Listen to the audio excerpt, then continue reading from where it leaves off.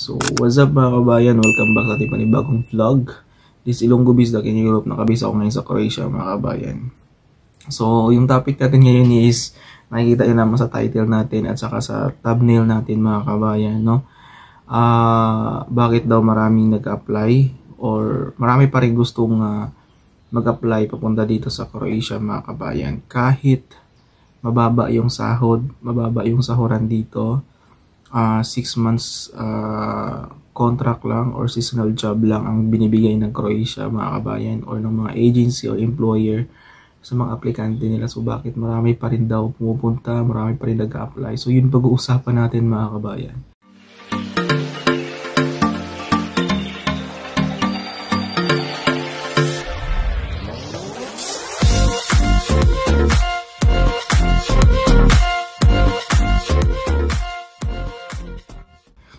So, una sa lahat mga kabayan, si Croatia kasi mga kabayan is very open country. Very open country mga kabayan sa mga foreign workers na gustong mag-apply dito sa Europe o dito sa part ng Croatia mga kabayan o sa part ng Europe countries. No? So, yun yung mga unang dahilan kung bakit marami pa rin gustong mag-apply dito sa Croatia. At mabilis makapag-apply sa lahat ng EU countries, mabilis si Croatia makapag-bigay ng working visa, working permit, mga kabayan. No, kasi hindi pa masyadong mahigpit kasi si Croatia is kaka-Schengen country lang ito, kaya marami pa rin gusto mag-apply kasi mabilis ngang pasukin, hindi kagaya sa France, Italy, or some EU countries mga kabayan na mahirap pasukin. Mahirap maghanap ng agency, mahirap maghanap ng employer, kailangan skilled ka before ka mag-apply sa mga ibang EU countries. So dito si Croatia mga kabayan is hindi siya strict, no? Hindi siya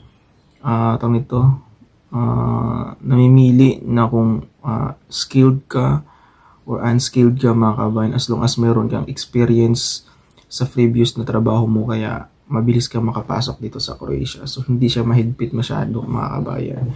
Wala nang e-lights o batawag niyan yung mga exam mga kabayan para lang makapasok ka sa country na to. So, walang ganon dito sa Croatia mga kabayan, kaya maraming gusto mag-apply dito. Tapos, kahit mababa yung sahod dito sa Croatia mga kabayan, kaka-Schengen lang kasi nitong Croatia. So, nagde-develop pa lang sila ng kumbaga ina-adapt pa lang nila yung euro mga kabayan. Kasi yung previous nga is kuna, so kaka-adapt pa lang nila ng euro na currency mga kabayan. So parang nag-a-adjust pa sila. At dito sa Croatia, hindi mataas yung cost of living mga kabayan. Yun yung pinaka-the best din dito sa Croatia. Hindi yung malaki yung cost of living.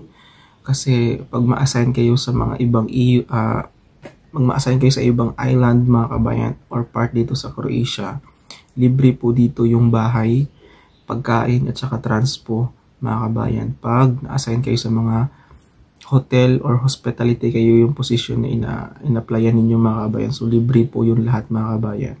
Kahit naman dito sa Zagreb mga kabayan, libre naman yung bahay mga kabayan.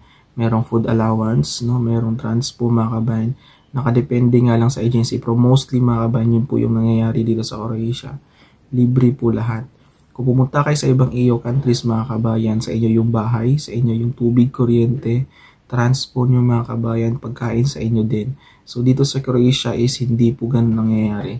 So libre po yung lahat ng employer or ng agency na in-applyan ninyo papunta dito sa Croatia. Or sa employer na nag-handle sa inyo dito sa Croatia or agency. So libre po yung lahat mga kabayan, wala po kayong babayaran.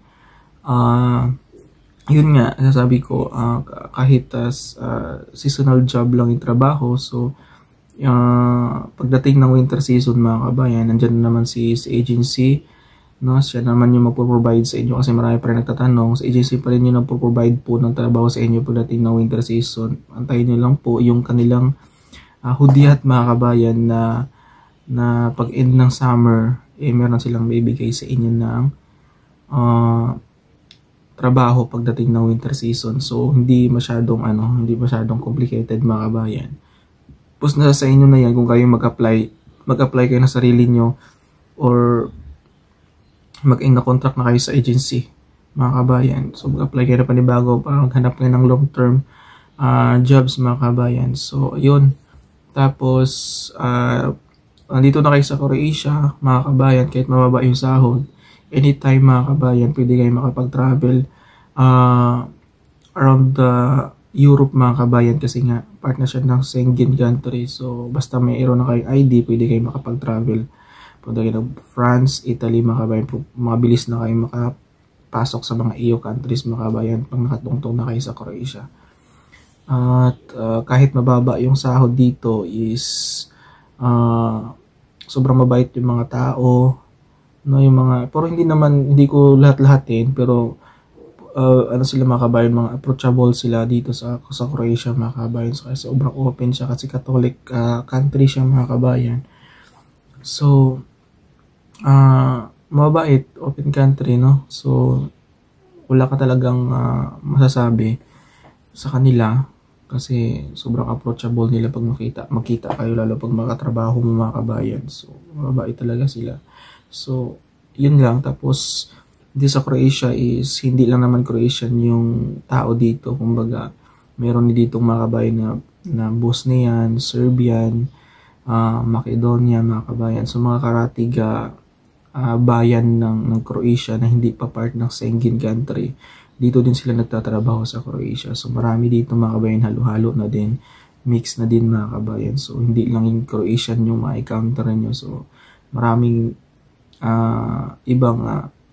ibang part ng Europe na hindi part ng Schengen na nagtatrabaho din dito, no? Slovenia, mga kabayan. So marami din. At mabilis lang din naman na makahanap ng trabaho dito, mga kabayan, sa Croatia. Kung masipag ka talagang maghanap, maraming factory dito, mga kabayan. Kung skilled ka, construction or mga warehouse, mga kabayan, kung marunong ka din mag-drive, no? Marami ditong matatrabahoan, mga kabayan, kung masipag ka lang maghanap talaga. So may mga bad comments, nagtatambay ng ilang buwan sa pagdating ng winter season. Yun mga kabayan, is yun yung agency na end of season na yung contract ninyo sa kanila, and kailangan nila mag-renew ng working permit. Yun yung sa previous vlog ko, sinabi ko doon sa kakikabayan na mag-aantay ng 1 to 2 months, mga kabayan, para sa working permit kasi nandito kayo sa Croatia. Hindi mabilis lumabas yung working permit, mga kabayan, sa totoo lang. Matagal din. So kailangan nyo din mag-antay. So kailangan mag-ipon niya ng pera pagdating ng summer season. Yun nga. So ayun. Yun yung mga, kahit mababa yung sahod dito sa Croatia, mga kabayan, is sulit naman. Kahit sabihin natin na malaki yung sahod sa ibang hindi Europe countries like Middle East, mga kabayan, yun yung mga kaibahan nga nila, no? Sa Middle East kasi 1-year contract, hindi siya medyo open country, no?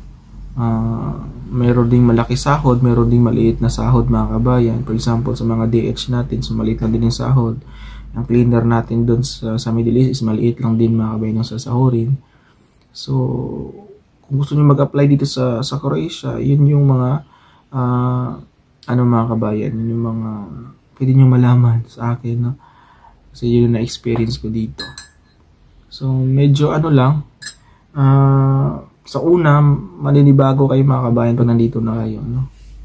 So may mga kabayan tayo na punta dito, so maganda yung environment, mga kabayan.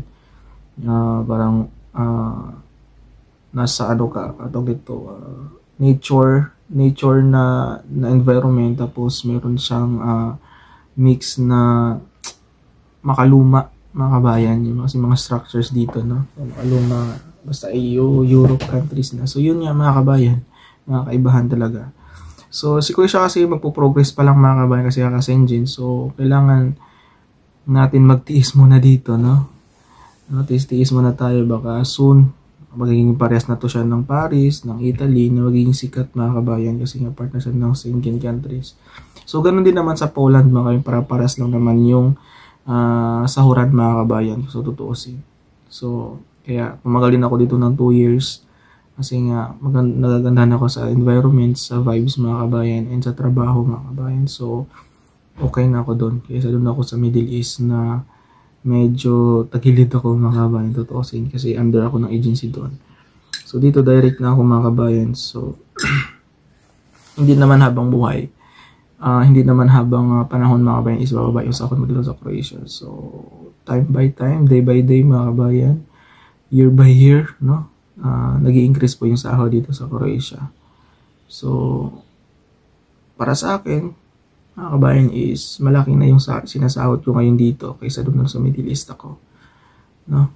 Medyo malaki na yung sahod ko dito kaysa doon sa Middle East ako mga kabayan. So kung ikukumpara ko lang, tsaka yung sa trabaho mga kabayan, kukumpara mo is ang busy time na dito is summer season. Pagdating ng winter season mga kabayan, wala na masyadong busy, wala masyadong trabaho kahit nasa direct ano ka. So may duty lang kayo 7 hours, 6 hours mga kabayan. So at least sumasahod kayo dito sa Croatia.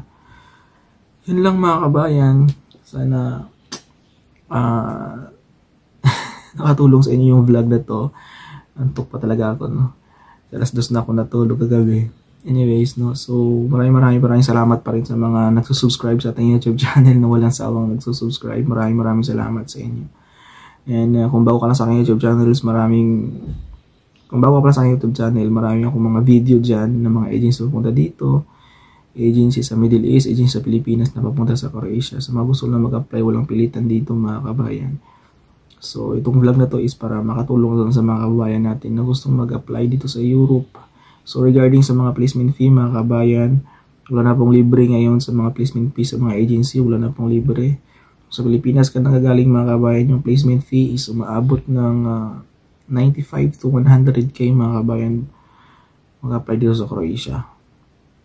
Tapos yung age limit sa Pilipinas 21 to 43 years old maka-apply ka sa Croatia. Ang age limit is 43 mga kabayan. If nasa cross country ka, walang age limit po yan mga kabayan. Kahit above 50 ka pa, pwede ka pa mag-apply dito sa Croatia as long as meron kang experience mga kabayan. Regarding sa mga requirements mga kabayan, visit nila yung mga vlog ko. Marami akong mga vlog dyan. May binabanggit din akong mga requirements dito sa Croatia. Yun lang mga kabayan. Sana makatulong sa inyo itong vlog na to. And don't forget to subscribe mga kabayan sa aking YouTube channel. Please click notification bell para makapa-notify kayo sa panibagong vlog natin dito sa Croatia. Ayan, sa mga sign pala sa ibang seasides mga kabayan, congrats po sa mga bagong darating dito sa Croatia. Maraming salamat sa inyo. Ciao mga kabayan. See you here in Croatia.